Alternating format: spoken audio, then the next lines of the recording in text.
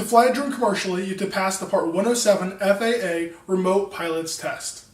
Basically, commercially just means anytime you're making money off of flying your drone. That can be for real estate, for inspections, for delivery, for cinematography, or even for YouTube videos. There are a few requirements to hold a remote pilot certificate. 1, you have to be at least 16 years old, you have to be in good physical and mental condition, and the obvious one, you have to pass the test. So over the next few minutes, I'm going to tell you the process and how I earned my certificate. I decided I wanted to earn my pilot certificate last fall, so I started studying.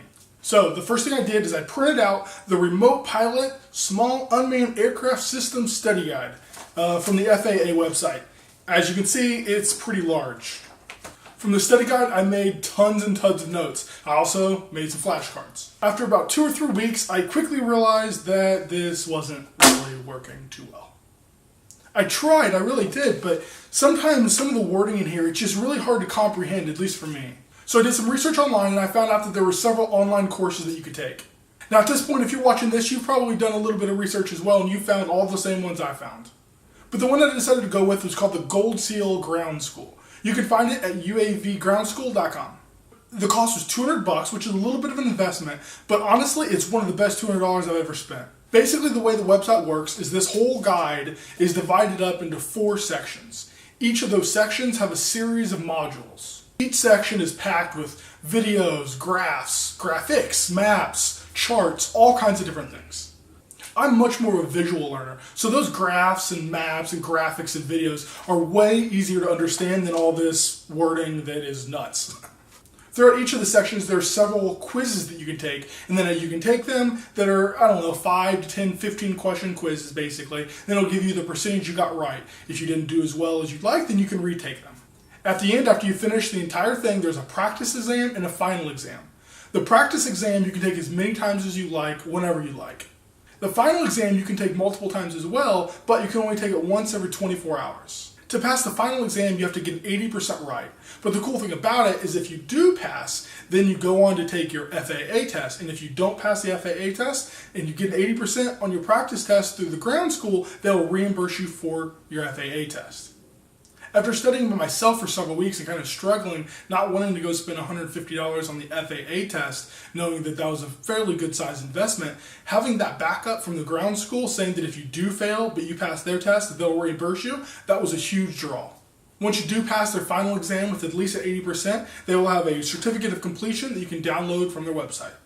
So I studied by myself for well over 2 weeks. From the time that I started the UAV ground school to the time I printed out this certificate was less than 48 hours. After I passed our online class, I wanted to schedule my FAA test as quickly as possible because all that knowledge was in my head, and if I just waited around for a couple weeks, it could go bye-bye. There are several FAA locations near me that I could have taken the test, but there are 2 that are really, really close. So I called the first one and I didn't get an answer.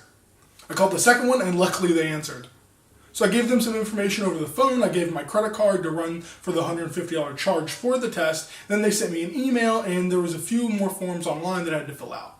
But I was able to schedule my test for the following day, early in the morning, at I think it was like 7:30 in the morning. So the next morning I arrived at the test center nice and early and had some time to kind of sit in my car and just kind of relax for a few minutes. They did want you to arrive a few minutes before your test was scheduled to start. I want to say it was like 15 or 20 minutes. So basically I just walked in, talked to the receptionist, told them what I was there for, and they had me sit down in a waiting room for just a few minutes.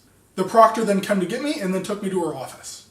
Basically in her office she just explained to me what the rules were, what I was going to do, just the simple stuff. They had a few lockers there for me to put my watch, wallet, keys, phone, that kind of stuff. I did bring my own calculator just because I didn't want to get there and then not have any, but they did have calculators for us to use as well, but they just let me use mine. She then led me to the testing room that was pretty small and only had about 6 or 8 computers.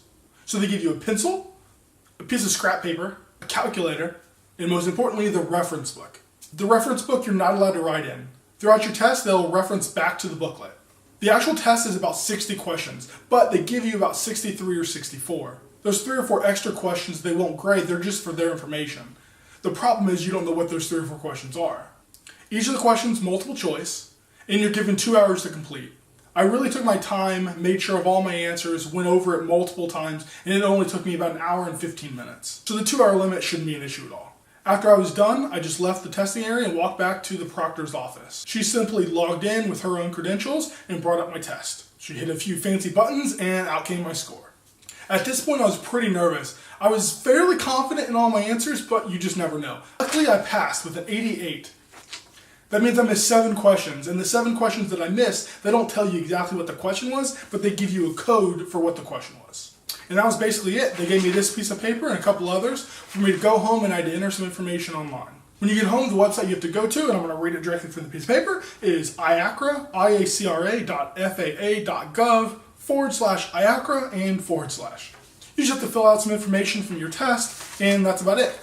It takes about 24 to 48 hours for your test results to be able to come up in their system. Once they're up, you just have to fill out a few more forms and you're done. It took about 2 months, but finally my hard copy certificate came in the mail. This is good for 2 years. After that, you'll have to retake the test. So that's about it. That's a real quick overview on the process and how I got my license. If you have any questions, you can comment below or you can message me. As always, thanks for watching and be sure to subscribe.